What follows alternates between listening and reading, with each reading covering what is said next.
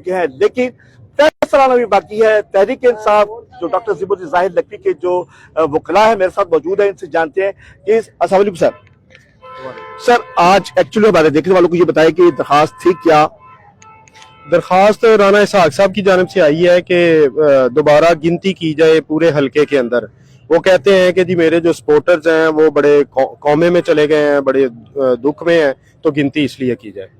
اچھا، ابھی تک جو آپ نے آرگومنٹ کیا ہے تو کیا آپ نے کیا بحث کی ہے، اور اس میں آپ نے کیا کیا نقطہ ایسا دیا ہے کہ اس پہ جو فیصلہ بھی کرنا باقی ہے؟ دیکھیں 2023 میں پی ایم ایل این اور ان کے جو حمایتی لوگ تھے انہوں نے خود امینڈمنٹ کی تھی لاء کے اندر، جو الیکشن ایکٹ ہے 2017 والا، اس میں وہ یہ تھی کہ اگر کسی ایک حلقے کے اندر، نیشنل اسمبلی کے حلقے کے اندر 8,000 سے زیادہ کی لیڈ ہوگی تو اس کی ری کاؤنٹنگ نہیں کی جائے گی۔